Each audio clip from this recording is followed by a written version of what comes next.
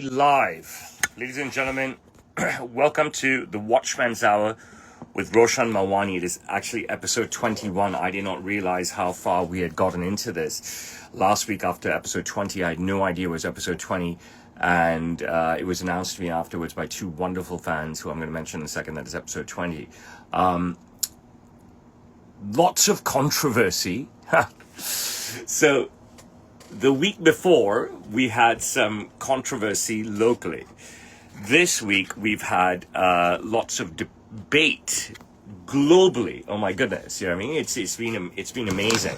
I'm glad you guys are enjoying all the shorts. All right.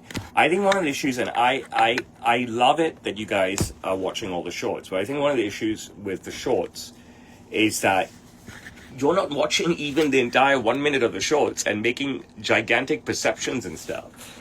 It's better you'd watch the whole show if you're going to get so worked up. But I'm glad people are getting worked up. It's sad that people get worked up in a negative way. But you shouldn't, because I'm not here for controversy. You know what I mean? Sometimes I just ask questions. And that's pretty much it. But, I reiterate that I'm not putting out content for you specifically and individually, and I don't want you to take that in the wrong way or an offensive way, and I'm not negating you. I truly do appreciate you, very much so. But every bit of content I put out, it seems like the individual that is watching it is taking it that it's referring to them personally, which I cannot understand, right? Because I'm speaking to a global audience, and I'm speaking off the cuff, and I'm just chatting away and stuff. I put out on the content on the fly so that I can attract people to me, right? So that they purchase my suits, right? I'm in the suit business, and that's pretty much it. So I'm in the suit business. I'm putting out content to sell suits, and that's it. And if you're getting offended, it makes no sense to me. I don't understand why, right? Now, I am not, in none of the things that I'm saying or doing, I'm lying, right? I'm not making up any stuff. So even if I've said something that's hurt someone, right? I have proof of it, right? I'm not that stupid. I'm not that young. I'm not that inexperienced, right? If I say something specific about an organization or a person, and I very rarely call out an individual organization unless they've done something heinous, right? And still I don't, you know what I mean? Because I'm not a very political person, okay? My employees are a piece of shit. Save the questions to the end. You know what I mean? I'll answer everything. Okay. And so, I mean, I'm not there to offend anybody at all. And it makes no sense that people are offended, because how can you say that I put out a video just for you? Don't take anything to heart. Enjoy the conversation. Listen to everything I'm saying. Digest it, okay? And then maybe you'll understand where I'm coming from. And, if I put out questions, they are innocent questions, which I would appreciate, and which I appreciate not to be misinterpreted. It's just a question. My questions are not statements. There's definitely a difference between statements and questions. and the thing is that it's mind-boggling that people are so uneducated that they can't understand that, or so hate-filled that they're just manipulating things and making things up, right? So chill out, watch the show. All of you should watch the show. All of you should watch the show in entirety, okay? It's going to be fun, and that's pretty much it. If you're getting offended, it makes no sense to me. Only the live stream conversations, the products displayed and talked about, and family stuff is real, okay? So when I'm having a convo with you, right, if I'm displaying products, right, if I'm talking about my family, right, that stuff is real. The young Chinese boy videos and everything else and whatever, if I'm out with my kids and stuff, some nonsense, it's all parody, okay? Why are you taking it personally? Why are you getting offended? Why are you getting angry? Why are you making it about you? I'm so happy that I'm touching people in a figurative way, okay? In a positive, figurative way, okay? Who are in hysterics. when they watch my content. But to be angry and offended at attempted comedy and parody makes no sense to me. Where does all the hate emanate from? Okay, we're just having fun here, and we're going to continue to have fun. Why don't you just enjoy what we put out? If you don't like it, switch up. But you obviously are not that stupid, right? No matter who you are, which country you're from, which sex you are, whether you're a man or woman, which color you are, right? What race you are, what religion you are, right? You know the videos are parodies, right? So what is with the hate? Why are you getting angry? It's just silly. If you like the show, like you like Jimmy Kimmel, if you like Jimmy Fallon, if you like Seth Meyers and stuff, you watch. You don't like it, you switch off. You know what I mean? What's the issue here? And you can learn a lot if you turn off the hate visor, remove the hate visor. You actually learn a lot about clothes. I'm 6'4" tall. So let me tell you some stuff. So last Sunday, today is Sunday, right? So last Sunday, Rian, my son, okay, and you should all follow Rian Melwani on Instagram. He has a new Instagram account, very cute, very clean. Very cute, very clean, okay? I don't feature on his Instagram account. It's all about him. At Rian Melwani, very cute, very clean. Already 1.5 million views garnered, in 30 days, okay? Very cute, very clean. Rian learned the drawbacks of having his first late night out with friends.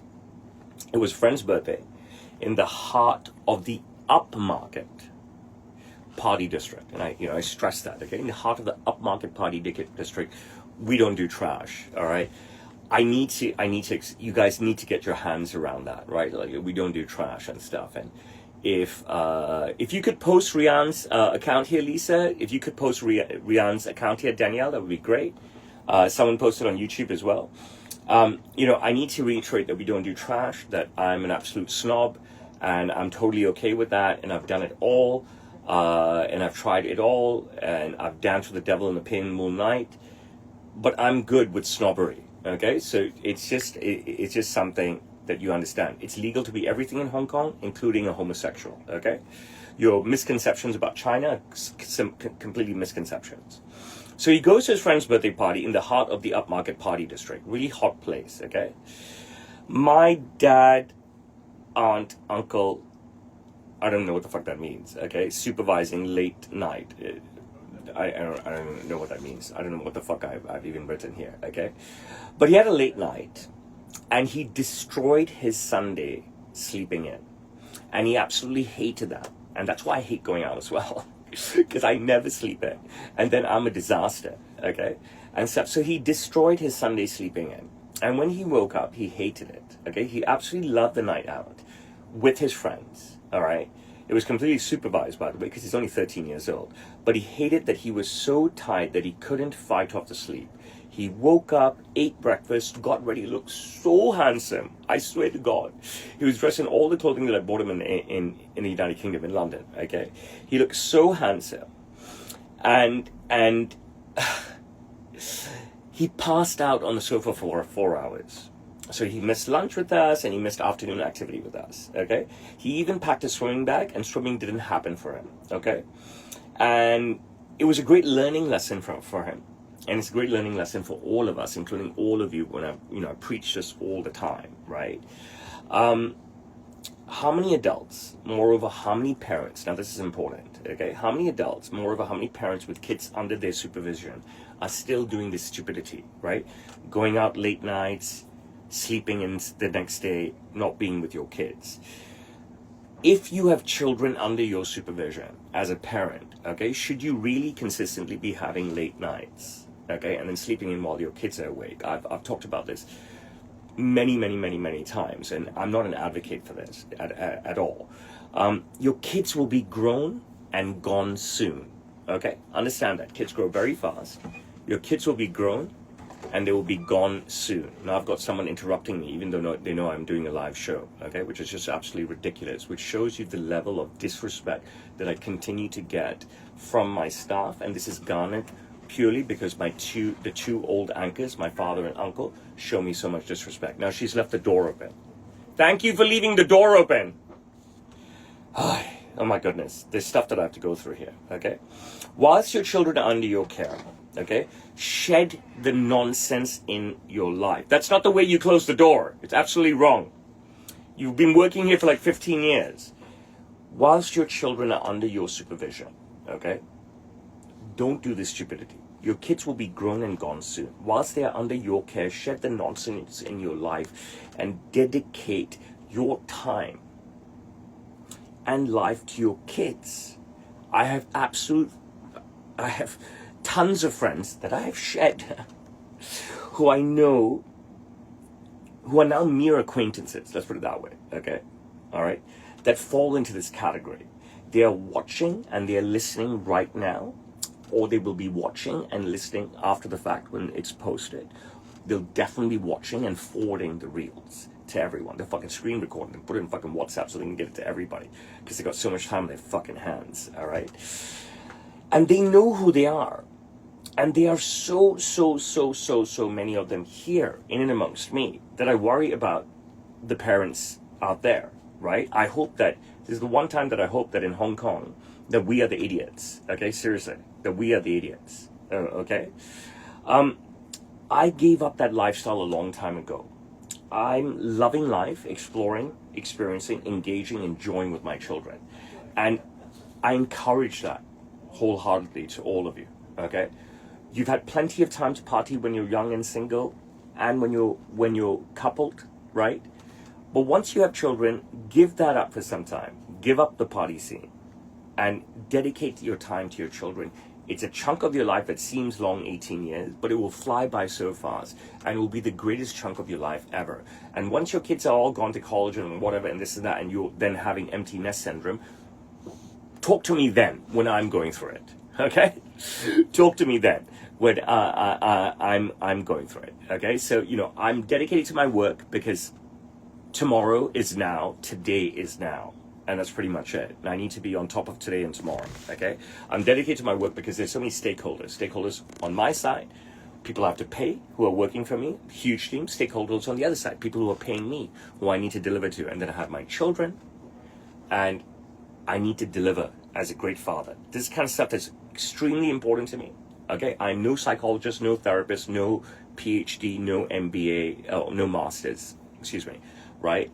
But as a human being, okay, and a father of 3 children, and a dedicated businessman, okay, who works like 99 hours a week and has done that for like 26 years, this is my genuine and honest advice to you. I'm sorry if you find that boring, but honestly, it's the truth. And if you could help me like and share the live, I'd appreciate it. Till today, okay, people ask me, where am I located? This is after watching a video, okay? It's just uncanny.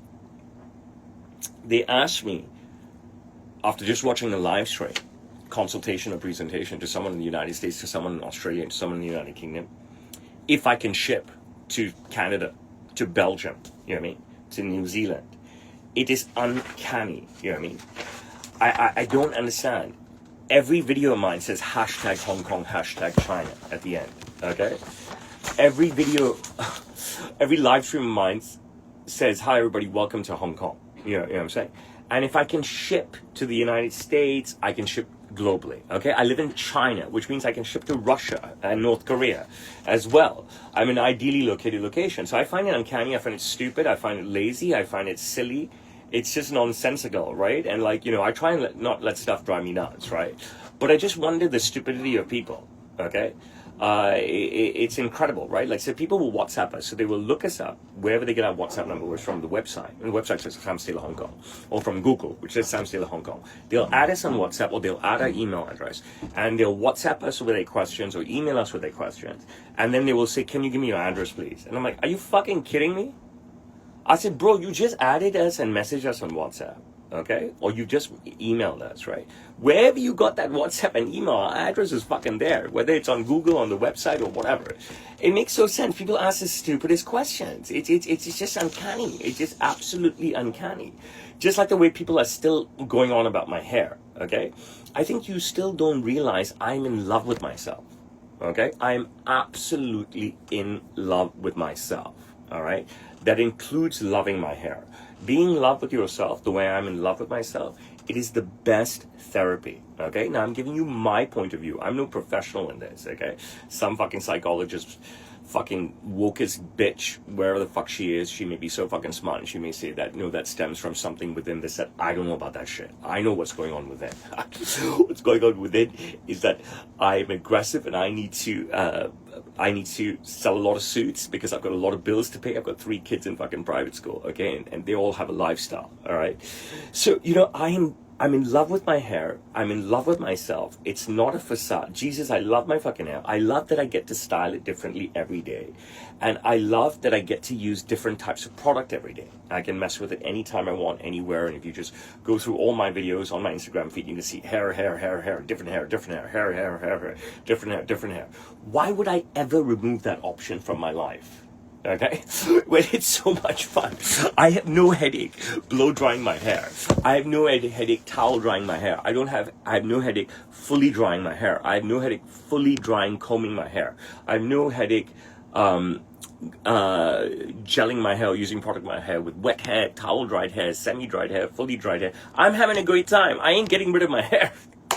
And yes, hair today, gone tomorrow. So why would I get rid of my hair now when potentially it's going to go anyways? You know what I'm saying? It is such a joy working with my son Rian, having him work with me. So this was the Mid-Autumn Festival in Hong Kong. So the kids have had school off all week. Okay, and they have school off on Monday, right? So this week, he joined me for a full working day on Monday. And, I put out some content, and he's put out some content from that first day. He really worked hard. He interacted with clients. He was off the hook phenomenal, okay? I could just go on and on about that, but please, like I said, just don't take my word for it, you know what I mean? He was interacting with clients, doing videos for shipments. He was just brilliant. He spent the whole day working with us on Monday. He didn't need an integration process with me. On Tuesday, he spent half a day. So he spent the entire morning with me. He went home for lunch, and then he changed. He went to cricket training. But in that morning, he was part of the live stream that I did. And I believe I did it to Chicago that morning. I'm not sure. No, I did it to New York City, a German guy living in New York City.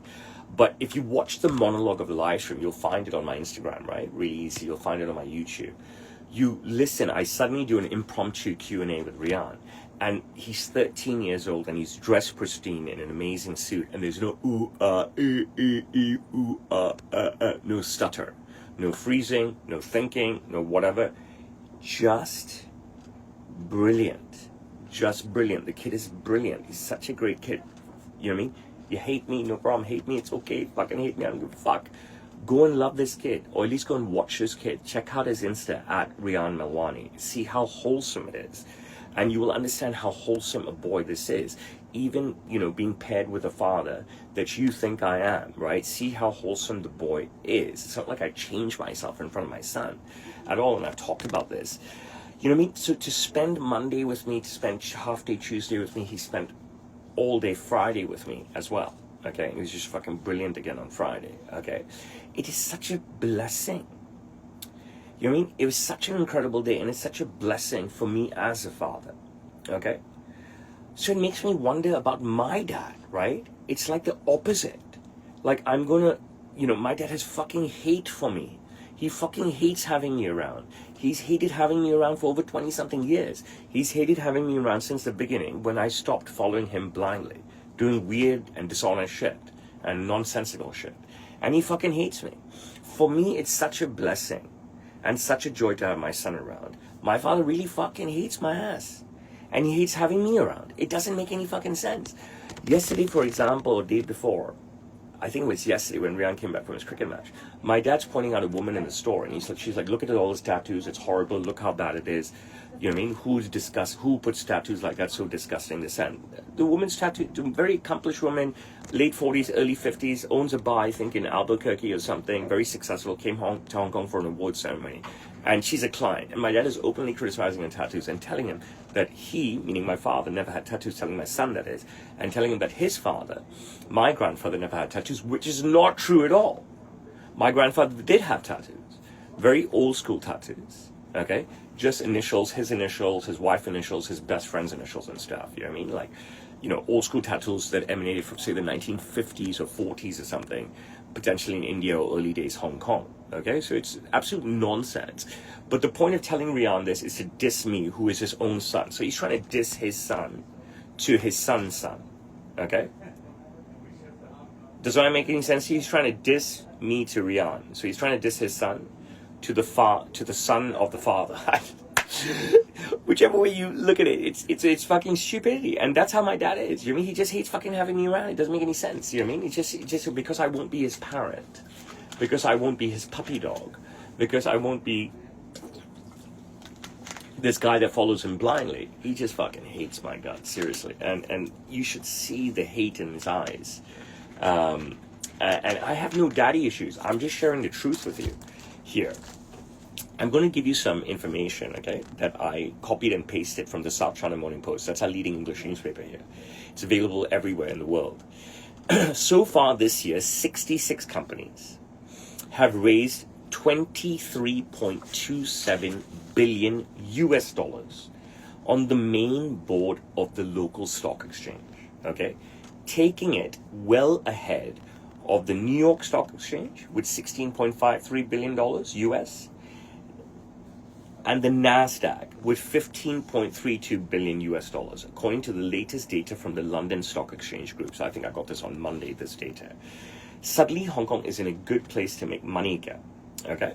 Now, we are going to win the race, okay? Everyone says we're going to win the race. For 2025, we're going to have the most successful stock market ever, all right? Now, when I've said stuff like this before, people say to me, a stock market doesn't dictate the quality of life where a place is, okay? It doesn't dictate the happiness of life, okay? But I disagree, okay? Because you're going to have unhappy people everywhere, and that's their fucking problem, seriously, okay? Wherever you are in your life, all right, okay, you have to find happiness, okay? I have 3 lower discs that are gone, okay? I have a vocal cord polyp. I have both meniscuses torn, one repaired and retorn. I have tendinosis in one knee, tendinosis on tendinitis, bursitis in the other knee. Both my P muscles at the back of the knee are torn. And both my labrums, my hip bones are gone. I'm in constant fucking pain. Seriously. I mean, I'm in constant fucking pain. And the pandemic fucked me up and stuff. But you've got to be happy with life, right? Everybody has fucking problems. Now, what's this got to do with Hong Kong? What's this got to do with the stock market? Listen, this place is ahead of the game. You know what I mean? All these people criticizing Hong Kong. Look, we are a special administrative region of China, okay? First of all, whatever you think about China that is depicted in the Western media, such as CNN and BBC, I've told you all the time that it's garbage. Okay, it's just nonsense. Okay, it's just anti-China rhetoric. Okay, with tons of people living here. All right, we're not like plugged into the matrix at all. There is no fucking matrix here, and stuff. But this city is a vibrant, brilliant, safe, wealthy, English-speaking city. All right. You're always going to have fucking people say that, no, this person is poor and people live like this. It's like, look, they can go on and get a job. They can go on and work harder. They can go on to welfare, this, that. But they're not going to allow, people from within are not going to allow this city to be brought down, because the overwhelming majority, like me, are not going to let that happen. And the people, whatever the opposite of within is, right? You know what I mean? The rhetoric, the anti-China rhetoric, are also not going to bring the city down. There's so much anti-China rhetoric globally, every day, in short history, okay? And there's so much inner stuff in Hong Kong, okay, since the 2019 social unrest. And you haven't been able to bring Hong Kong down, okay? This is the place to be. It's a glorious city. Come as a tourist. Come and visit us. Relocate here, you know what I mean?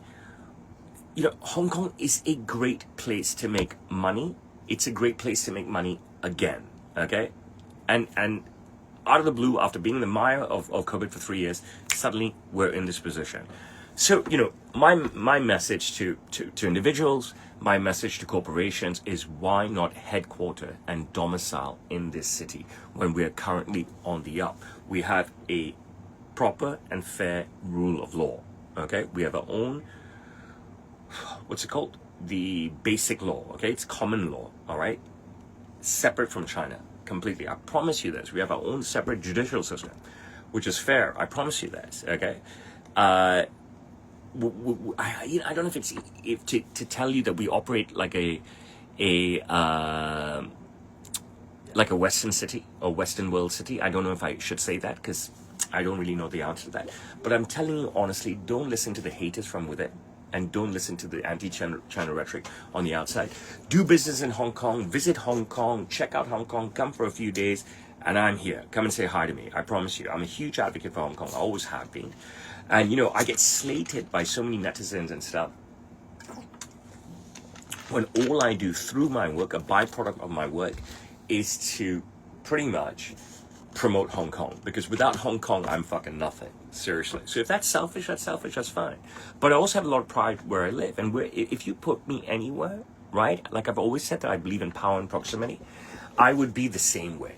So if my job relocated me to Delhi or London, right, I would, or Sydney, I would completely be, you know, about power and proximity.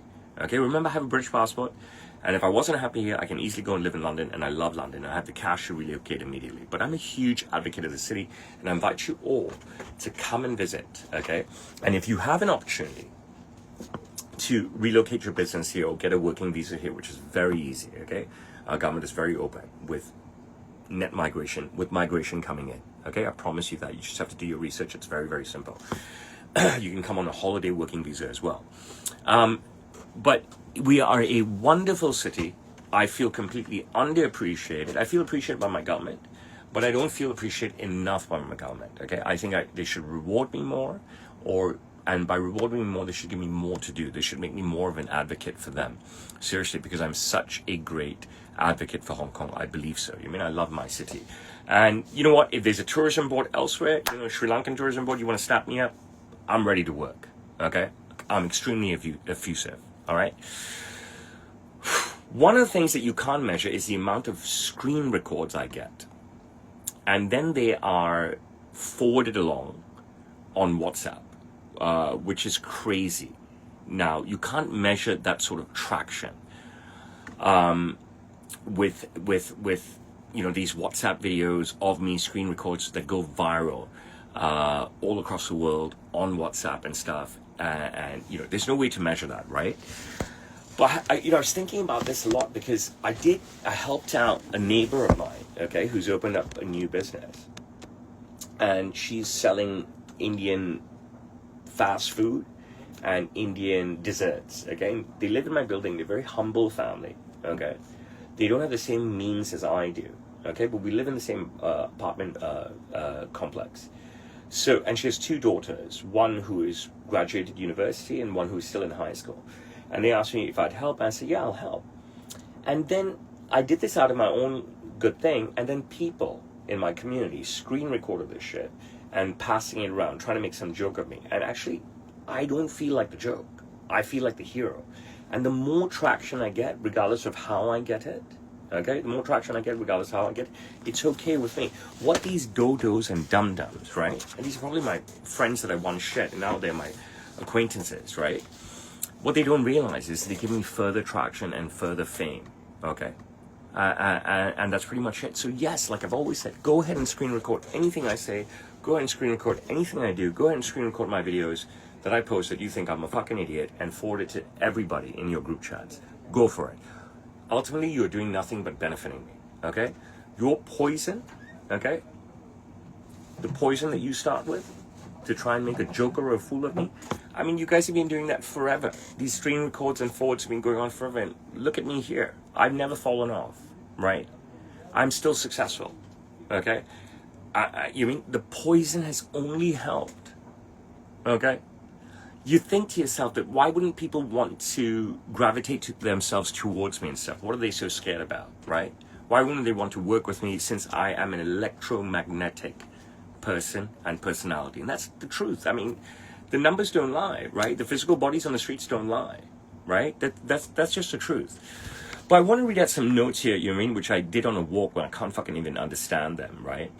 I said that they get forwarded along in WhatsApp, which is crazy now. You can't measure the attraction. I meant the traction. The traction is huge, especially when one of my videos has picked up and it goes viral on WhatsApp, and happened to be a number of times now. This generally starts, this is what I want to say. This generally starts, it's as a negative birth, okay? Let's put that in the right way. Someone you know wants to been, I don't know what the fuck I've said. You know what I mean? Like, I can't read any of this shit. But whatever this poison pen thing that they start with, it's like Red Bull, right? It gives me wings. Regardless, I will have 1,000, 10,000, 550,000, whatever the number is going on in this video around the world, making fun of me. But it doesn't matter. The intention is to get content out. All right? And whichever way it goes out, I'm happy about that. It doesn't matter to me. It doesn't matter if this content of mine, this young Chinese boy video or this advertisement that I've done out of the goodness of my heart, I don't want any rewards or pats on the back, right? This advertisement I've done out of the goodness of my heart to help a neighbor get her business off the ground, right?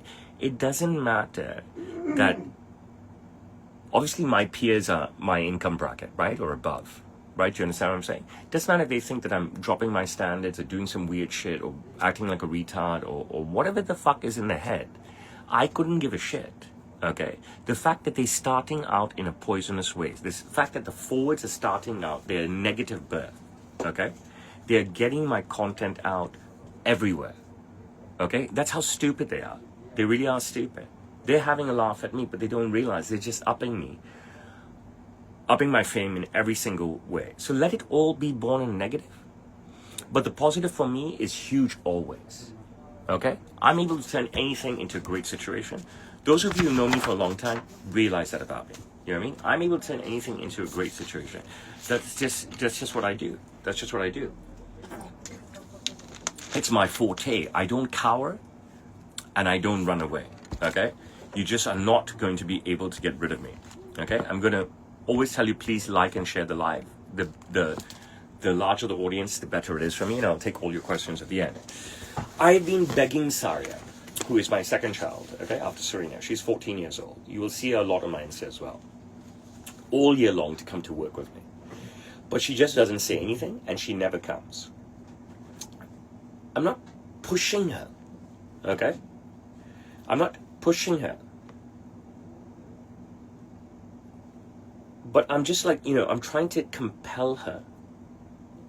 And I'm trying to compete with her mom for more time with her. Even her mom has told her all year long, at least go one day with your father and see how it feels. I just don't know why she won't, right? Rihanna's the youngest, okay? I just don't know why she won't. She sees all of Rihanna's videos. She's seen how he has been in action a few weeks ago when we shot content. And Rihanna was directly involved.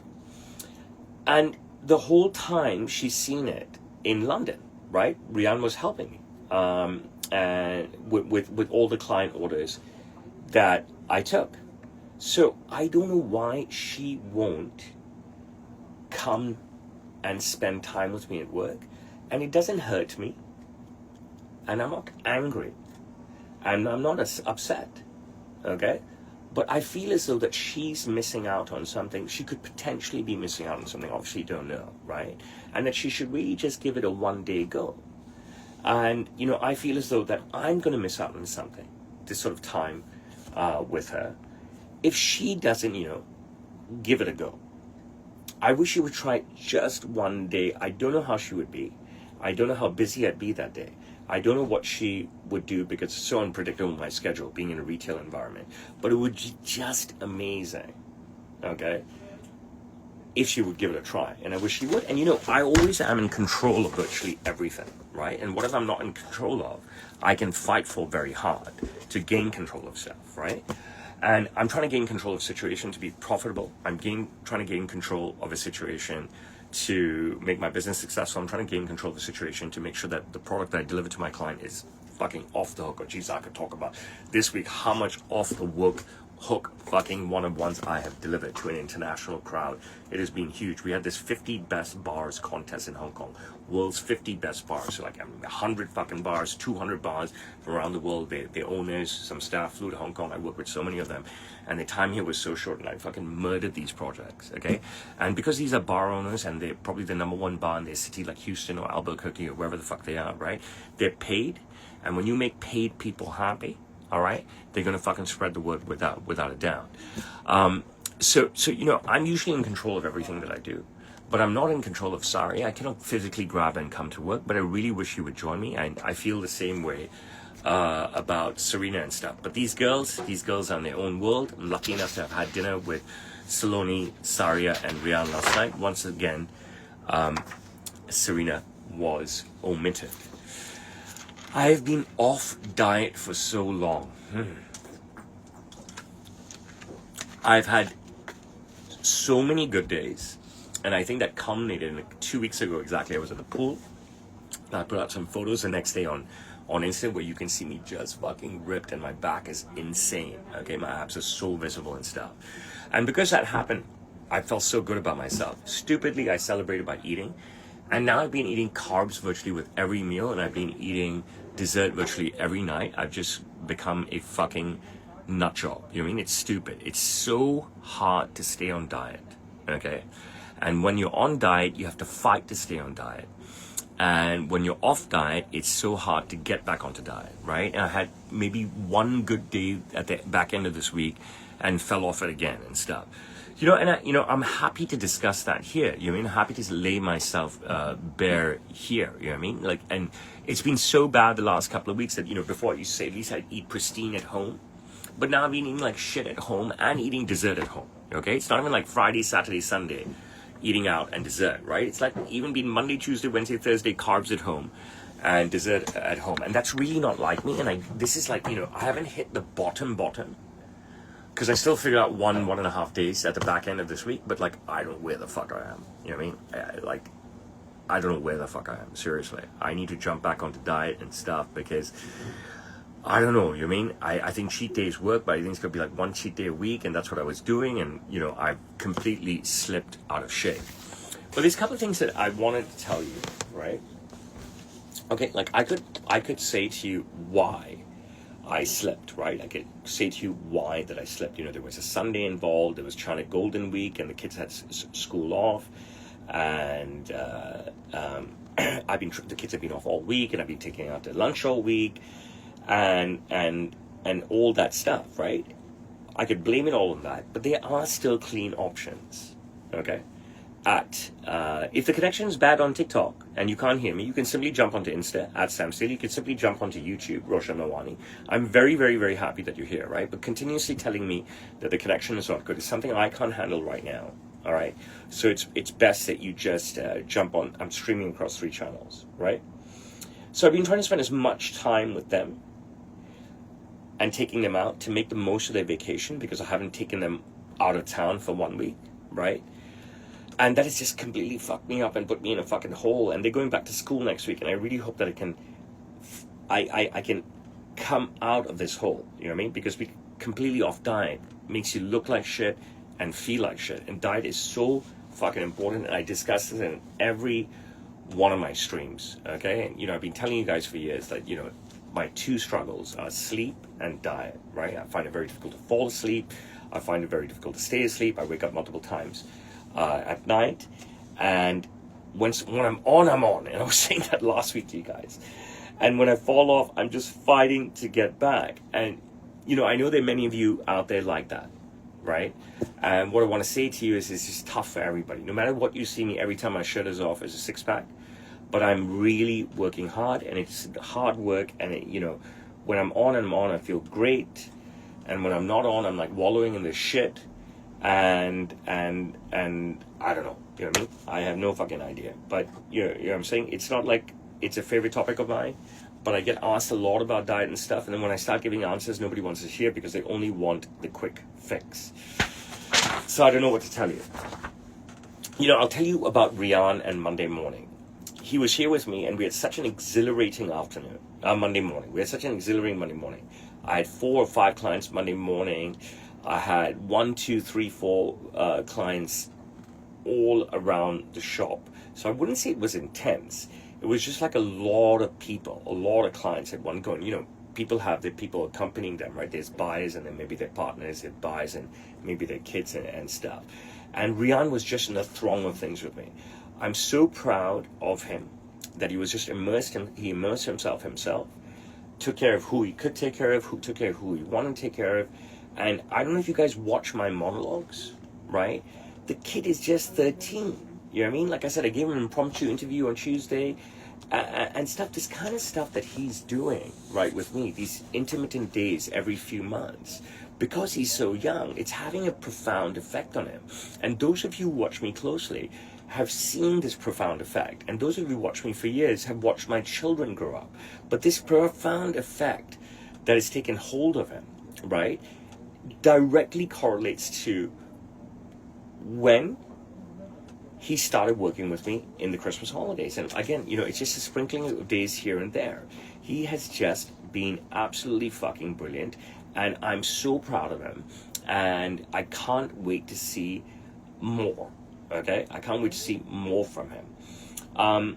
I forgot to ask about his experiences with me in London. I covered in that monologue the December experiences, the Chinese New Year experiences, the Easter experiences, and the summer experiences. But what he did in London, I forgot to cover. I had the client waiting for me in a call.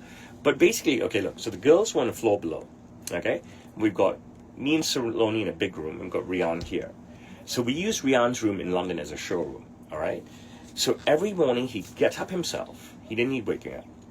He would clean up his bed, and then he would create the showroom. You know, he'd put out the clothes hanger with all our suits and shirts, and then fix up all the samples and the paperwork, make sure his bed is fixed because we're seeing clients in his room, take a shower, go down and have breakfast, and be ready at 8 a.m. And whilst he acted like a perfect team member of mine. He freed me up to just talk to my clients whilst he cut all fabrics and made all notes. His mother was in awe of him. I would believe his sister Saria was in awe of him because she was watching as well. Serena never came up to the room. So he's an amazing kid. My longtime followers have seen all my children grow up on social media. And now you have a chance to see Rian in action on his own channel at Rian Melwani, okay? And I think it would be an interesting thing for you to see if you look at some of the stuff now and maybe look at some of the stuff in a few weeks and look at some of the stuff in a few months and see if he's actually progressing. Because this is an opportunity for you to see the birth of something that could be super special. It could be something that just phases out, or it could be something that ends in disaster. We don't know. But I'm giving you a heads up now that more and more content will come out, and you will have an opportunity to see something very specific happen. And like I said, he's got 1.5 million views in just 30 days. And it's just been brilliant. So follow Rian Melwani at Sound Taylor.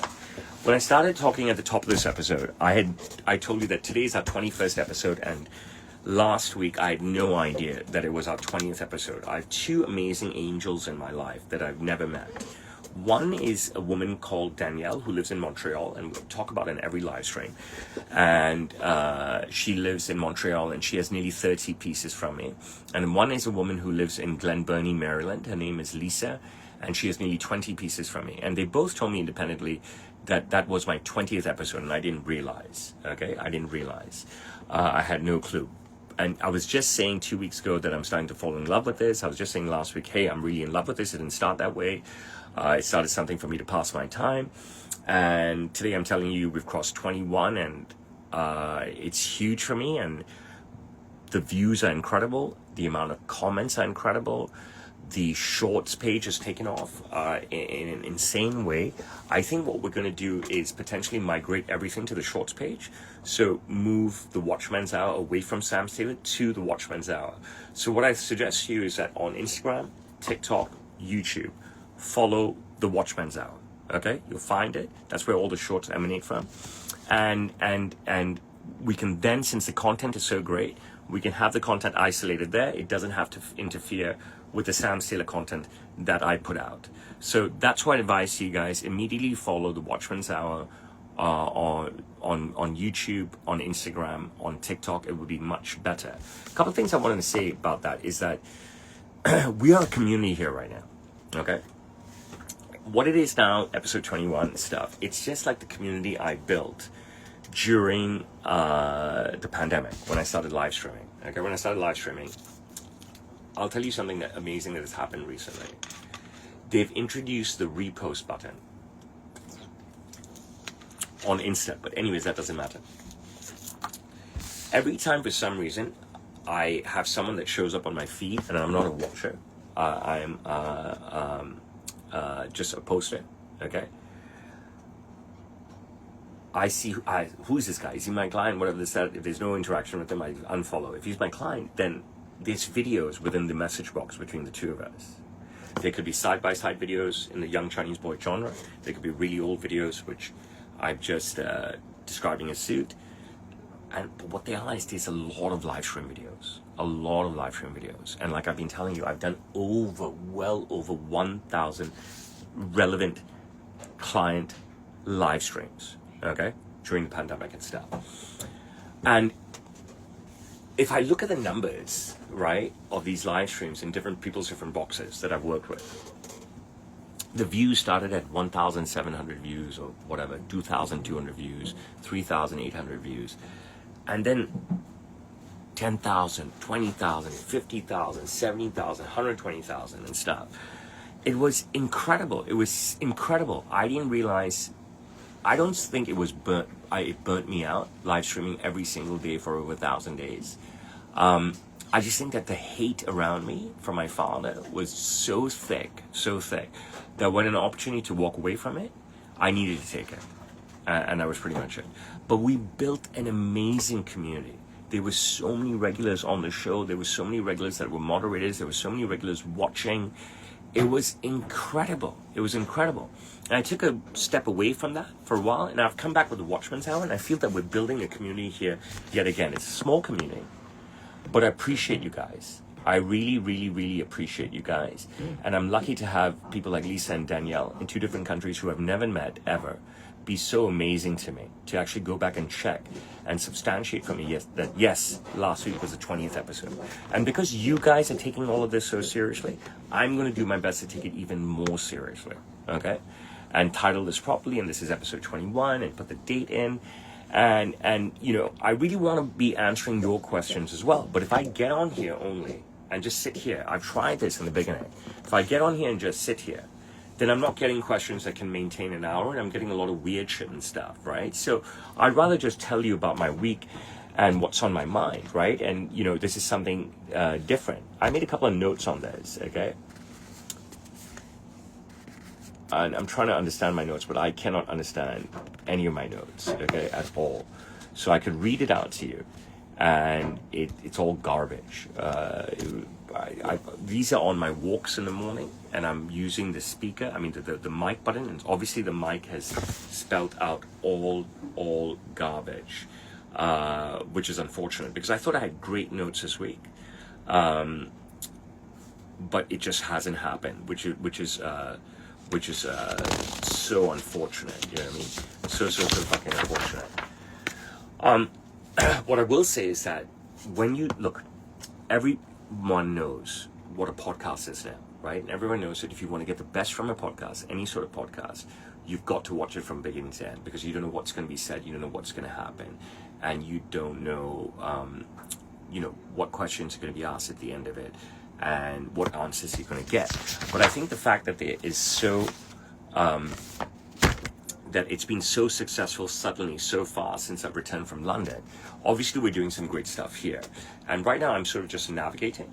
And my promise and pledge to you, I promise you this, my promise and pledge to you is that I'm going to become very pro about this. All right? Okay? I'm just sort of trying to, like, you know, pull everyone together. And then I can go back to where it was in the beginning and just speed through things and stuff. There are 2 very specific ways to look at consequences of my actions, okay?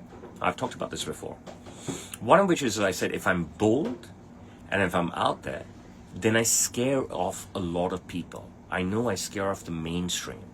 I scare off the world. I scare off the liberals. I scare off the cowards. I scare off the pretenders and stuff. But the other side is that, you know, I attract the bold. I attract the attractive. Okay, the brave. I attract those like me. And, you know, I attract those who want to be associated with my brand, who want to be associated with my personal brand, who want to be associated with my persona. Okay? I want to, of course, attract everyone. okay? But I'm feeling my way through right now. So I think it's easier when you're trying to build something, and I don't necessarily take the easy way out. It's easier when you're trying to build something is to connect with the people closer to you, okay? But my commitment is to everybody, okay? And my commitment is to not just those who have the same persona as me, who have the same mindset as me, and so forth, okay? The content I put out and everything about my channels, my pledge is transparency. I said that over and over and over and over and over and over and over again. And I talk about what the fuck I'm in the mood to talk about. I talk about whatever the fuck that just comes out of the fuck of my mouth, especially the videos that I make with people. But I'm very, very fortunate that I get to keep making videos with people. I really don't understand why people know that it's all a parody. We talked about this and they put negative stuff into it. But let me explain something to you that happened this week, right? So they're two young kids and they are in their senior year of high school and they're both 17. And they bought suits really fast. We had to get them in 48 hours because someone passed away and they had to go to a funeral, very sad. And they said, can we do a video? I said, look, I don't think it's a good idea. You know what I mean? I didn't work with you on the project and you're under 18 and stuff. And, you know, let's just, you know, chill for a bit on this stuff. So took some nice photos with them. You took singles with holding my hanger. Someone took my hanger. Hey, somebody took my hanger as well. Fucking A. And then I did one in the middle where I showed my hands and I'm not touching them, and they had a hanger each as well, and so forth. And then they were, this is the wild part, okay? There's a young, white, male, handsome, heterosexual, Western European man in my shop. I did not work with him on his suit, I just supervised. And we docked out his suit, so he came in, purchased, came back 1 or 2 days later, fitting, came back 1 or 2 days later, suit is ready, suit is beautiful. Suit is incredible, okay? And he's happy. And he goes, you want to do a video? I said, I'd do a video with you, but two things. One is my shop is packed right now, so I'm not comfortable doing it at all. And number two, I didn't work with you on the suit, right? So I don't know anything about you except for, you know, the introductions and so forth. So he goes, can you at least pinch my ass and do a photo with me? I said, okay. So he looks great. Handsome, white, young, over 18, Western European male, okay? Can get any heterosexual as well. So he bends over in the beautiful suit, and I'm standing behind him, and I'm pinching his ass, okay? And I mean, there's a first time for everything, right? But this is the kind of souvenir this guy wanted, okay? This is the kind of souvenir this guy wanted, and that was that, and so if that made him happy. And that's a cherry on top of his suit. I can't understand it. Then I'm happy to make this guy happy, and that was that.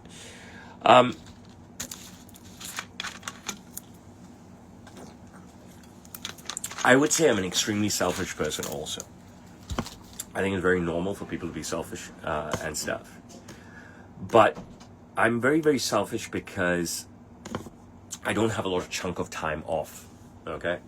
I can't tell you how slated I was for going on this trip to London, how much I was abused in the build-up to it by my father and uncle, and how much I was abused when I came back. And I paid for this trip out of my own pocket, which is very strange. It's the first time. Generally, a director of a company, they'll get all the expenses paid for. Paid everything myself. I did business on the trip, and I took chunks of money. We're talking about chunks of money. We're talking about a lot of cash here.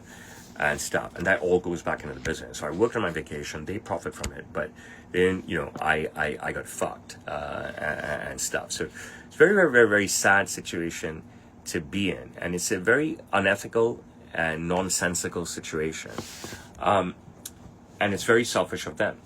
But I'm selfish because I have to look after myself really well in order to be able to look after the people that are closest to me in my life. And I need to look after myself physically as well, all right? Because my dedication, right, the easiest way to show off to my client that I'm the guy, right, is two ways. One is to wear an immaculate suit every day, which is what I do. But that's also an easy out because I work in the business.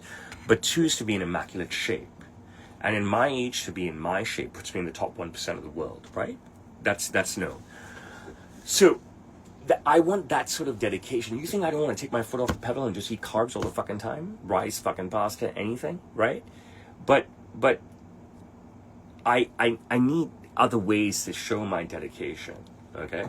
I need other ways for my clients to say to themselves that this is the guy they want to be, okay? And I use my relationship with my children as a tool to demonstrate that.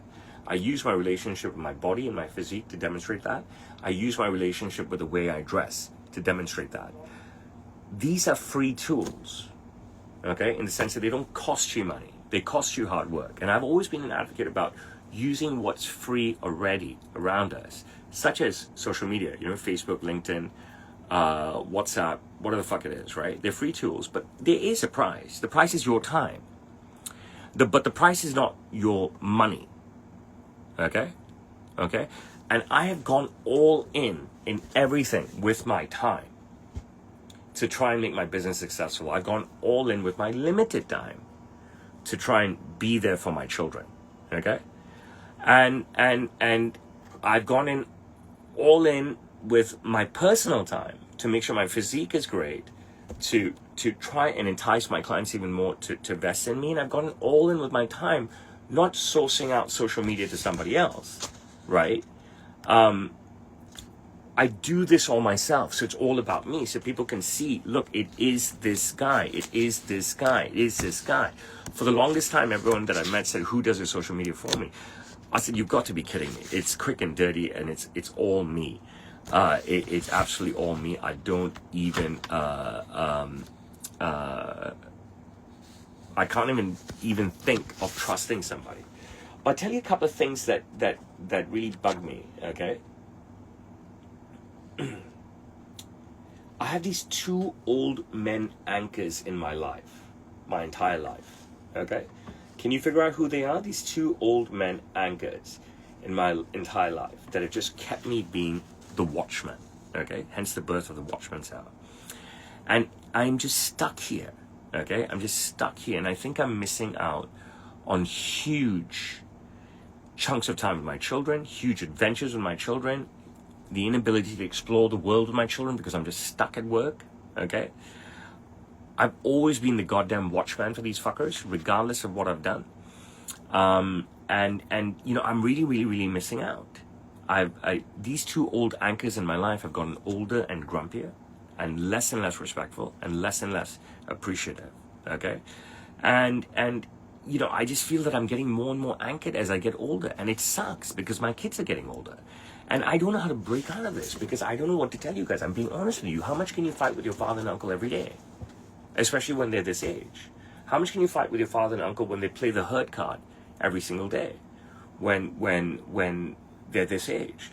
I've always said from the beginning, I've been honest with you guys and said that these two fuckers just weigh me down. Look, they've given me lots in my life financially, right? Okay? But aside from financial support, okay, which has been huge, I appreciate that so much, right? They don't support me in anything else. They don't support me in my ventures. They don't allow me any expansion capabilities. They purposely undermine my merch brand, plentyofconsent.com, even though I was willing to give all the proceeds to them. I just wanted to succeed in another way, but they never want me to succeed. They were never behind me in the live streaming. When I started to go on road shows in 2001, 2, 3, they were never behind me on that. They undermined me on that and stuff. And I said, look, why should I travel the world and stay in a hotel room alone and make money, and the money goes to you guys, and you guys are fucking me up all the time, you know what I mean? But it just gets worse with these two, you know what I mean? It just gets worse with these two. They're unappreciative, they're bullies, they're mean, and they're selfish, and they're emotional blackmailers, okay? And it's really tough, and I've been very strong for so long, taking this and stuff. And it's not like I can't take anymore. I'm here to take. I've always said I'm the good Indian boy. This is the choice that I made. I've always said that I'm the good Indian boy. This is the choice that I made. And I always said that, I chose this. I made my bet. I'm going to lie in it. You know what I mean? I said that to my mother a long time ago. My parents split in 88, okay? I was fucking 11. I say that to my mother now, if and when I talk to her and so forth. But it's tough. You know what I mean? It's not easy being that guy. It's not easy eating this shit from these two nonsensical fuckers every single day. I don't know what to tell you. And it's tough to slate a man like my dad, who is so accomplished, right, in terms of the awards and the medals that he's received, and in terms of with the number of incredible people that he's worked with, and the money that he's made, right? So it's hard to slate him, but you really have to be here in the thick of things to see what a bully he is, which is tough, and it weighs down heavily on me, you know what I mean? And I need to control all that shittiness, right? And continue to be normal, continue to serve clients well. I mean, the guy disses me openly to clients, he disses me openly to my children. It's just an odd guy, you know what I mean? And I always told you guys from the beginning, I learned to be a great father. And when I say I told you guys, actually before I'm talking directly to you guys, I've done so much media work. In fact, this morning I did an AI search on Google to see how many major newspaper articles I've done and major video interviews that I've done. And the amount is huge, right? The amount is huge. So my evolution is huge.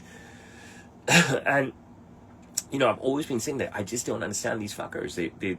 They're never behind me. When I had to go to the Philippines last year for a major interview, I mean, they just shat on me so much. They just couldn't accept it. They just couldn't give me their blessings to go. They can just never give me their blessings to go anywhere, not even on a fucking vacation, not even a night out. It's just weird. And I want my father and uncle in my life, right? Obviously, you know what I mean? I love them, okay? But they just can't be nice. They just can't be good. They just can't be nice to me, and they just can't be good to me. And I made the decision to join Sam's Tailor. I could have done anything that I want in my life, and they were supporting me, and they would have financially supported me to do it. But I made this decision a long time ago, and I extol the values of being a good Indian boy and stuff. And this is something I have to stick by. So life is not all that easy, okay? And this is emotional stuff here, okay? Which I think is of the weakest stuff, all right? And I've openly said that I don't believe in mental health. I've openly said it, and I'm fine by it, because I believe we all have this stuff, these issues. And when I speak out to you like this, right? You can sit and judge me how you want and say I'm whining and all this stuff. They said, I'm not whining. I see from the start, I have fucking everything. What a life that I fucking have. But what I'm trying to tell you guys is that all of us, you guys, me, the liars, the mental health barkers, the welfare sitters, the pretenders of who cannot work, you know what I mean? They're full of shit. They're full of shit, okay? These mental health weak ass, asshole welfare fucker, anxiety fucker, dick lying people, they're full of shit, okay? We all have problems inside. We all have tough things. And the more you have, the more problems you have. The less you have, the more problems you have. Whatever it is. It's not a comparison of who has the most problems. Humanity, individuals, humans, we all have problems. We all have a tough time. You cannot suddenly turn to the government and say fuck, and to the public and say fuck, oh, I got mental health issues, or I got this sort of disability, this, that, I can't work, fucking give me the money, okay? What, I'm going to go to my father and uncle and say, hey, you bullied me now for 26 years, I can't work anymore, I can't take it, you just pay me? I mean, it's nonsense. It's utter fucking nonsense. You know what I mean? And when a snippet is taken from me on, like, when I was just asked about something to do mental, I don't know, people cut stuff up and put stuff together and whatever. I think it's great. It gets hundreds of thousands of views. I think it's fucking great. But the kind of trash that I get talked, and, someone tells me I don't feel, look, I can't feel sorry for people. You know what I mean? And this guy, Robert, has just said a line, tough times don't last, of course. Same thing with my father's lifespan. Will not last. But tough people do. And I've always said that to you guys. The more adversity that you have, that you can fight through, the more stronger and successful and brave and courageous and famous you're going to be. You know what I mean? So you've got to endure. That's part of life. Don't be a cop-out. Don't be one of these mental health ass fucking disability fucking welfare loving fucking cunt fucking bitches that are out there, please. Trust me, be a hero. Like how when the planet started and humans had to be heroes. Hi. When I'm working with someone, I'll tell you. I've been saying this for 2 decades. Since The Matrix came out. I always say like I'm Neo in The Matrix. What do I mean? It means that I can just see it. What does that mean? I've always said that it's very difficult for clients to shop with me because I don't have a physical product to show to someone. I have to build from scratch for them. Okay. And they cannot envision what it's going to turn into, and they cannot see how it's going to be even whilst it's progressing, whilst they're with me. Okay. But my questions to them, whether it's in person or online, the start of the consultation, that helps me to insert myself automatically mentally into where they are going to be, where they want to be. Okay? So, if this is for their wedding, or they're the best man, or they're just an attendee of the wedding, after those first few questions, I'm already at the finale. Okay? I'm there. I'm Neo in the Matrix. I see it all. So as I'm working with them on fabrics, as I'm working with them on the fitting, the partially completed clothing, I'm already there with them. I'm at their wedding date. Now, I didn't, sort of draw out this business plan. This is how I'm going to be, right? It sort of just happened. And it made me the success that I am, right? Is that because I've always said that I'm here to bring my clients' vision to life, okay? And I don't know how I got into this habit of sort of just being able to be there at the imaginary end after asking them these questions and stuff. But it's helped me so much, and it's helped them so much. And that's why I always said that I will understand work culture everywhere. I'll understand scenarios everywhere, age, race, everything, and bring my client's vision to life, no matter what. Okay? No matter what. It's a skill set that I have. It's a skill set that I'm proud of, but that I treasure, that I'm grateful for. Okay? And boom. And that's why I make just iconic stuff for people all the time. That's why, it just works because I understand from the offset where they need to be. Okay, you're 21 years old, you're going to be in an interview for Goldman Sachs. Okay, you're 32 years old, you're working for McKinsey, Monday to Thursday, you're off-site. You're 43 years old, you've got your own company now, you're looking for investors. You're 54 years old, you're fucking paid. You know what I'm saying? You're the fucking boss. You want to walk into the boss, you want to walk into the room as the boss. So people are very comfortable working with me because they understand very, very quickly that I understand their scenario. Okay? A lot of people continuously say, I have no idea why, but this goes well before me. Okay? The poor hate the rich. The supposed poor hate the rich. The easiest cop-out for any asshole to say to any wealthy person is that you started rich. Any cop-out for any person is to say you started with a foundation and stuff. Bro, there are companies the world over that came before me. There are fathers the world over who had sons before me. You don't need to shit on me. Shit on your degenerate parents, okay? Shit on your degenerate parents that couldn't provide for you, okay? There's so many people in my entire career who aimed this stuff at me. There's so many people in my entire lifetime that I can see that aim this stuff at people. People who are not successful, or they're self-professed poor, or whatever the fuck they are, say shit on the rich, shit on the heirs of the rich, and say that you didn't make it, you started off rich as that. I said, why the fuck are you shitting on me and my family, bro? What the fuck we ever do to you, bro? We're just working. Why don't you, if you got a fucking problem, you shit on your parents, right? Shit on your fucking parents. That they didn't do anything. You know what I'm saying? Like, why come and attack people that are adding to the economy? You know what I'm saying? It doesn't make any fucking sense to me. Why not just not attack anybody? Why not just work? You want something in life, strive for it. Why are you going out there and shitting on other fucking people that are doing stuff with their lives? It doesn't make any sense. It doesn't make any sense. Like, why are unsuccessful people always hating on successful people? Why are people who don't do anything hating on people who are trying to do something? You know what I mean? It doesn't make any sense. Go hate on your own fucking family tree, man. Go hate on your own social circle. None of this stuff, penetrates me. I'm open and honest with you. I just give you open and honest dialogue. No matter what, I'm committed to my father and uncle. No matter how much they bully me, no matter how much they unappreciate me and stuff, right? And so forth. I made a commitment to them, and I benefit from it as well, right? It would be great if 1 plus 1 plus 1 equal 3,000.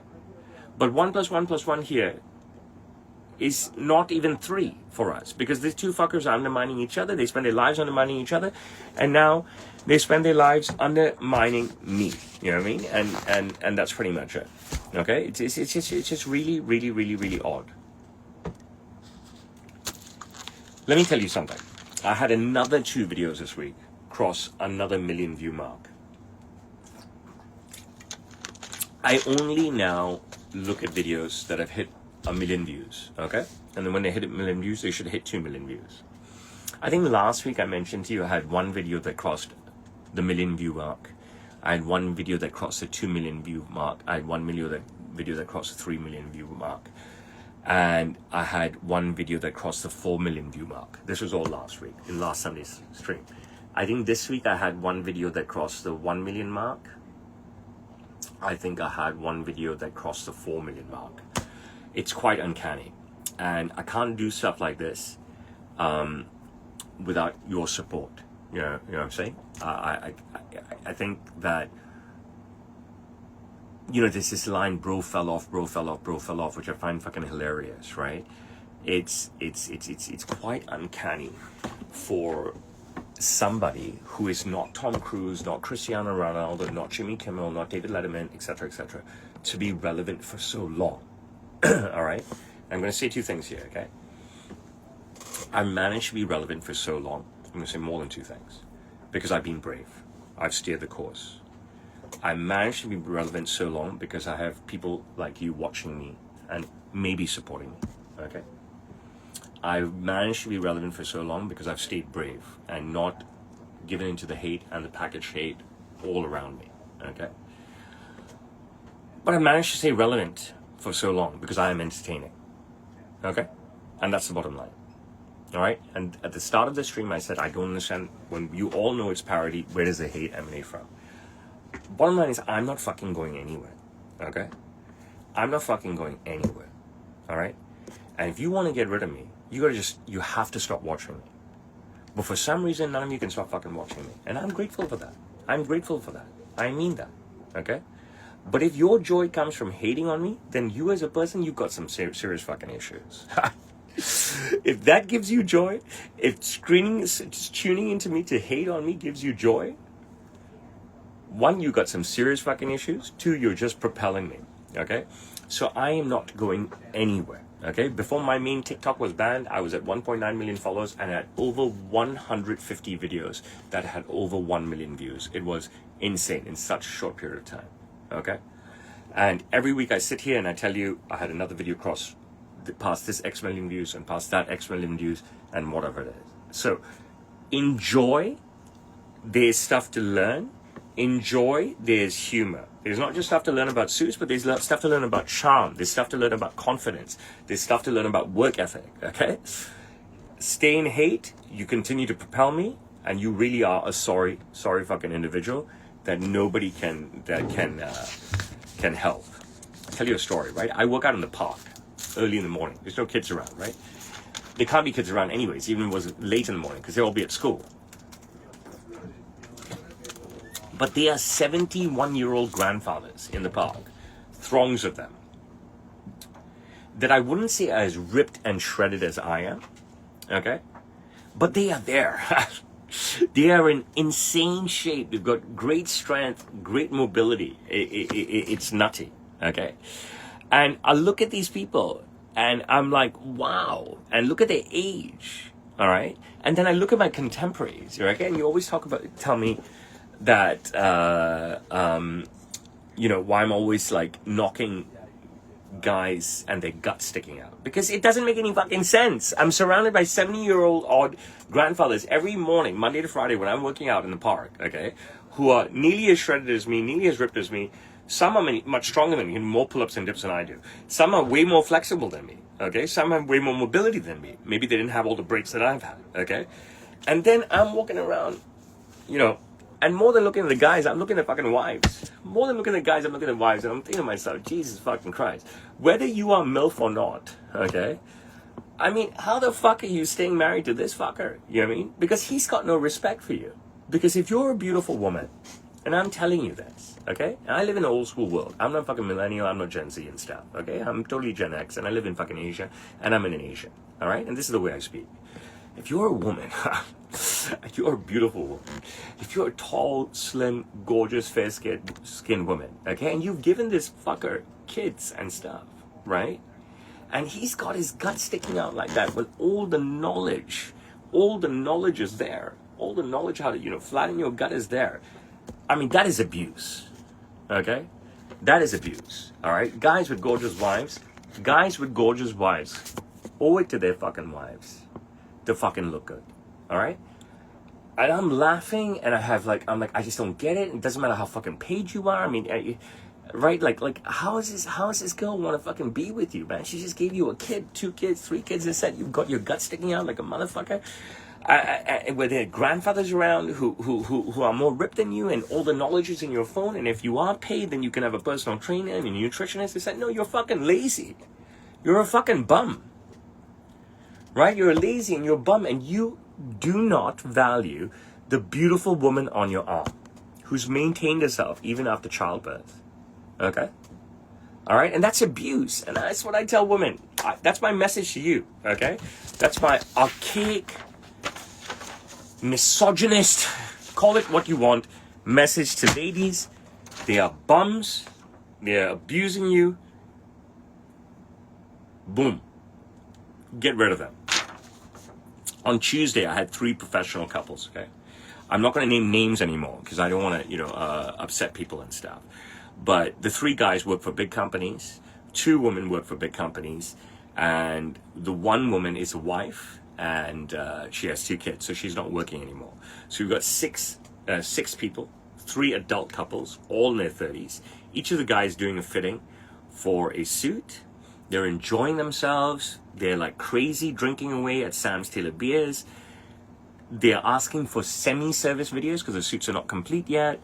And they're recording away on all of their phones. All 5 of them are recording whoever's in action with me and stuff. And they're sending the videos out to their group chat. And whoever it goes out to, it's awesome. And why? Why is it awesome? Okay? Because it's not fucking kids and degenerates who are fucking buying suits from me. Okay, let me say that again. It's not kids and degenerates that are buying fucking suits from me. Every suit that I sell, I'm selling to real life professionals with high disposable income. Okay? It's not just degenerates and kids that are buying suits from me. Everyone who's buying suits from me are real life professionals with high disposable income. And they're enjoying the ambience, they're enjoying my beard, they're enjoying the vibe of my atelier, which is something I have created. And they want videos of the surface. They want to be in it. They want BTS. They want BTS that they can shoot so they can send to their friends and they can show off to their friends that, hey, I'm shopping at Sam's Taylor. And these are the type of clients that I am. Okay? And I fucking love it. Okay? I fucking love it. Because the distribution of their own personal videos in interaction with me will be to a great demographic. It is just superb. And all of these were Chinese people. Okay? But they're like all born in Canada and emigrated to Hong Kong. So they're ethnically Chinese, but they speak like Canadians, they think like Canadians, etc., etc. But it was superb. And this is what goes on. And I talked about this young Western European guy who wanted me to pinch his ass, and so forth. So you can think all you want, all you fuckers, about young Chinese boy and all this and all shit, and so forth. But Asians are placid. And Asians are shy generally, okay? But these 30-year-old Asians, right? Orientals, I'm going to say, right? They were just brilliant, okay? Everybody who wants to do content with me is screaming for fame, trying to leverage my platforms. These people that I talk about specifically this week were fans, they were mature, they were successful, they wanted to have fun. They understood the fun. And they don't even lean to the right. They're left-leaning. You know what I mean? So it's just fucking brilliant. It's just fucking brilliant. I think it's crazy and wise that I ended up posting on every single platform. So that includes Instagram. And obviously, I have 3 accounts. I do reels and stories. I do a post sometimes. I've got a personal Facebook, which I do reels and stories. I've got like a fan Facebook account, which someone set up for me over a decade ago that I post to. I've got a backup Facebook, a secondary Facebook, because I keep getting banned. So I post reels and stories to that. I've got LinkedIn, two LinkedIn accounts, a Sam Steele account, and the Roshan account. I've got Snapchat, who's banned me a few times. I got YouTube, my main account gone, banned. I was monetizing off that account. I've got my Roshan Mawani account. I've got the Chinese accounts, Douyin, which is the original TikTok. I've got Red Note, which sort of like they say emulates Instagram. I can't see it at all, right? I post on Google. I used to post on TripAdvisor and Yelp. I used to post on other stuff, but it was just a waste of time, like Telegram and other things. I don't get much traction on the Chinese platforms like I used to when I first started posting videos. But I'd be foolish to walk away from the Chinese platforms, right? Considering living in China. And there was a time, I posted on my personal WhatsApp, on the Sam Taylor WhatsApp, and there was a time where I was posting daily on over 20 different channels myself, individual posting. It was so fucking draining, so crazy, the amount of posts and the individual posts that I was doing. And whatever, but it has helped. It has worked. It has helped maintain me. Okay, it's given me a multi-layered shift. Sometimes Instagram is all banned, and my TikTok went and stuff, and whatever, and but there are places to post all the time, and I've stayed the course. And I've posted everywhere, and it's been so beneficial to me. It's just been incredible. And remember, I don't get monetized. Okay, I don't get paid for all the views I get. It sucks. But if you live in China, you just don't get fucking paid. And that's basically it. And why do I do all this work myself? Like I said before, I can't trust anybody else to do it. I just cannot trust anybody else to do it. I've got to go through the pain, you know what I mean? Because I can't trust anybody to bring my vision to an audience. I don't think anyone is consistent like me. People go on vacation, I don't. People change jobs, I don't. People will end their career months later or pivot, I won't. They'll decide to move on to something else. I'll still be here. I can't work with another person again. I can't take that kind of stuff. It's just not good enough for me. So it's just better that I post everything myself, do everything myself, and do it myself individually in each app rather than using an app to do it. Okay, because the audience of each app, my audience in each app, then sees that it's a full real life post and not some sort of package post with a link to Instagram. And that is one of the pillars of my social media success. I am going to take a major piss. I'm going to talk about my last topic, which is quite controversial. And then I'm going to take your questions. So bear with me for a minute.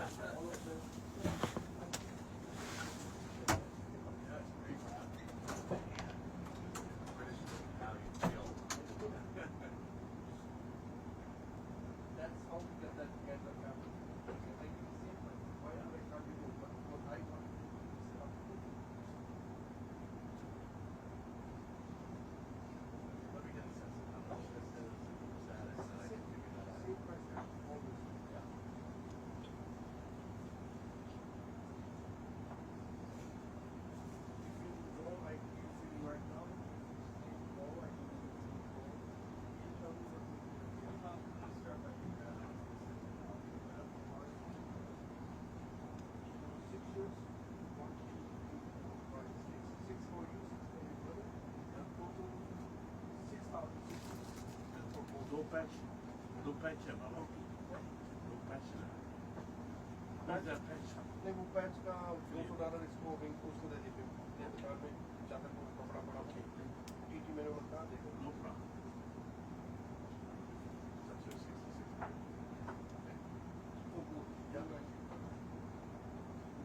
everything cut off a discount for you, huh? Thank you.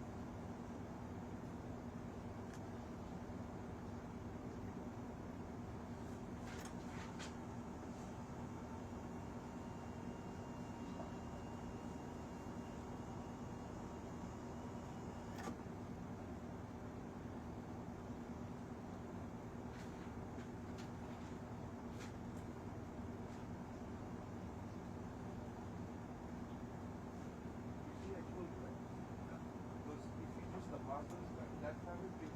There's no possible batches. I know it was just family at the shop. Share as big case. That one.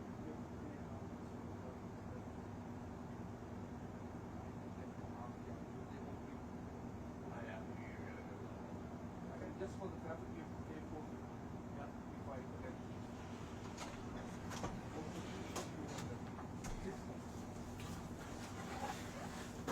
So I'm going to end with two things, okay? I'm not purposely being controversial, but unfortunately they're controversial things, okay?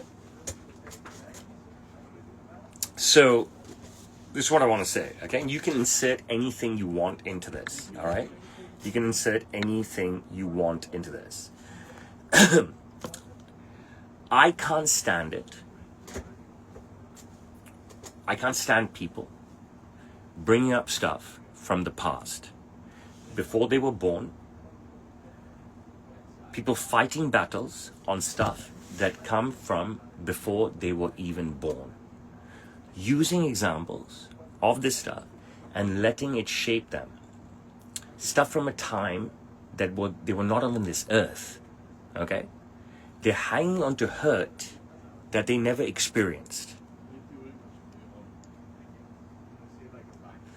The pain that they reflect, that they talk about, to argue, to get their way, to milk the government, to milk society, it was pain that was never inflicted on them because they weren't around.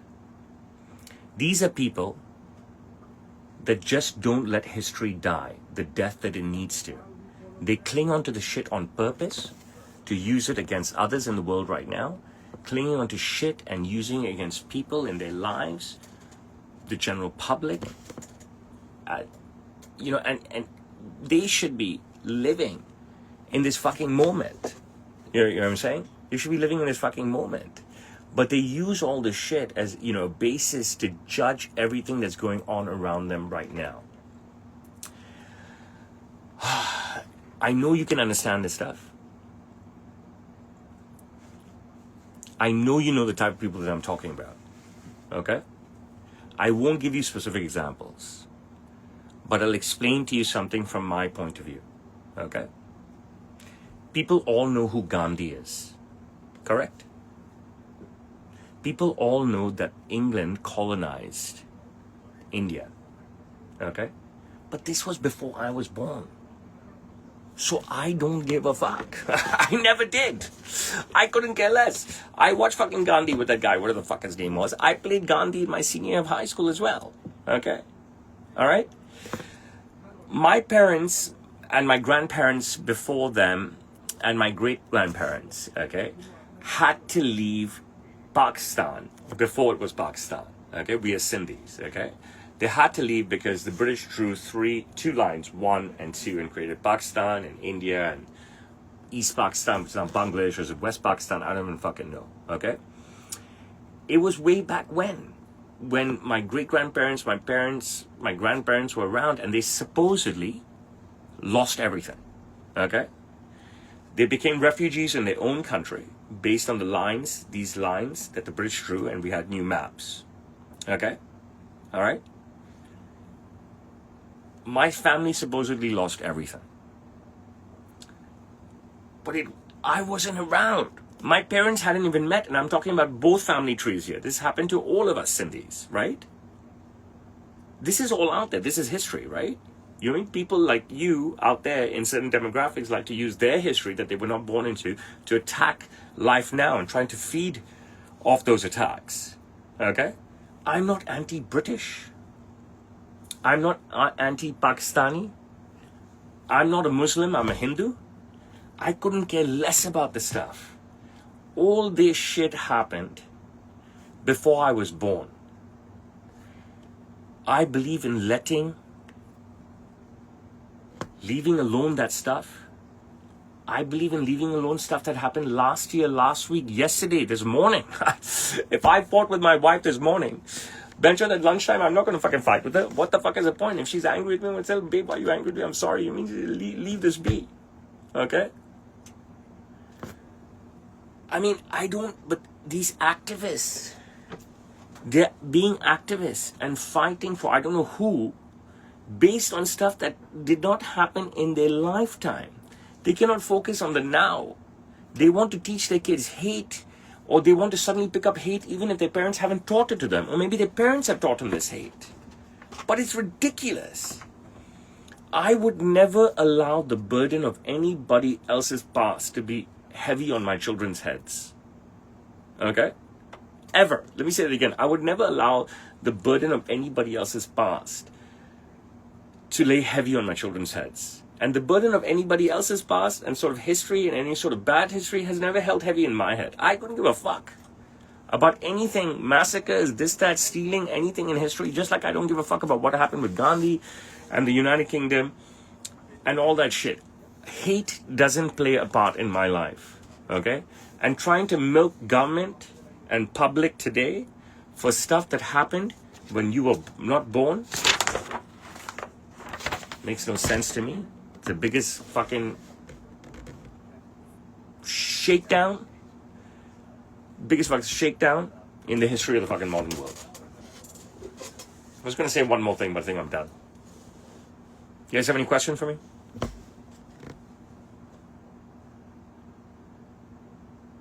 I don't know anything about the United States. All I know is that there's a lot of people in countries everywhere. They're not even born at a certain time, and they use the hate of what happened in the past before they were born to be activists and to milk the government for money now, status, all that stuff. That's not me. You know what I mean? I will say one more thing. Okay? Gary Neville didn't have to do what he did. The guy is paid. Probably got over 100 million pounds worth of wealth. All right? Look it up. Gary Neville didn't have to do what he did, but he did it. So I'm not even a Manchester United supporter. I'm a Liverpool supporter. Gary Neville is a couple of years older than me. Obviously, I wasn't a Gary Neville fan when I'm young because you're more of a Liverpool fan. I'm a huge Gary Neville fan. Now, even though he dislikes Liverpool, but he didn't have to do what he did, and he did, and he's been fucked up completely by everyone right now. But Gary, I hope you're watching. I hope you will watch this. Gary Neville, I am with you.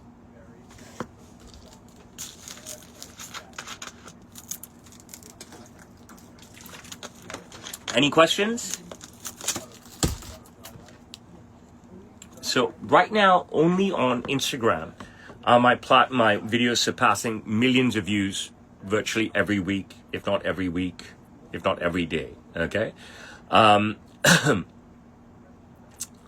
on my main TikTok, which is now banned, I had millions of views, fucking every other day. And on my TikTok now, I have a few videos with 1 million views. Guys, give me your questions, otherwise I'll go be with my kids. Come to Australia, you got to make it happen for me. I'd be dead keen to come. Need at least 2 business class tickets and Ritz-Carlton suite. If half of you watching right now across the 3 platforms ask one question, we can have a great convo. Hello. No questions, anybody? I'm 100% Indian. Chris from Florida, I appreciate you. The Brown family, I appreciate you. Daniel and Lisa, I always appreciate you. Make it happen for me. I came to America last summer. I can come again. You got to make it happen for me.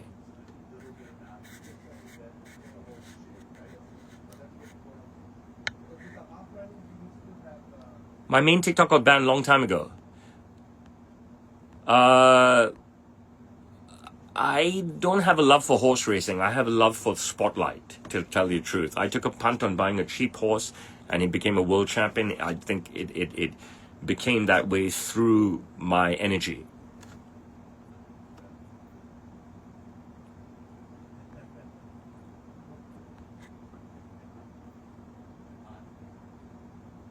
Bro, you have to make this kind of stuff happen for me. You know what I mean? You've got to send business class tickets, make Ritz-Carlton suites available. I can't just come there for you. You know what I'm saying? I appreciate you, Danielle. Nobody's saying don't remember history. I'm saying don't milk history that you were never part of to get favors, to get sympathy, and to get money now. 1,000 sterling a suit.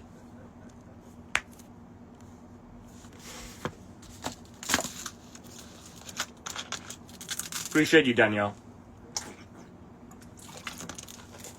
Okay. not getting many questions. Suddenly I go quiet, everybody goes quiet. Okay.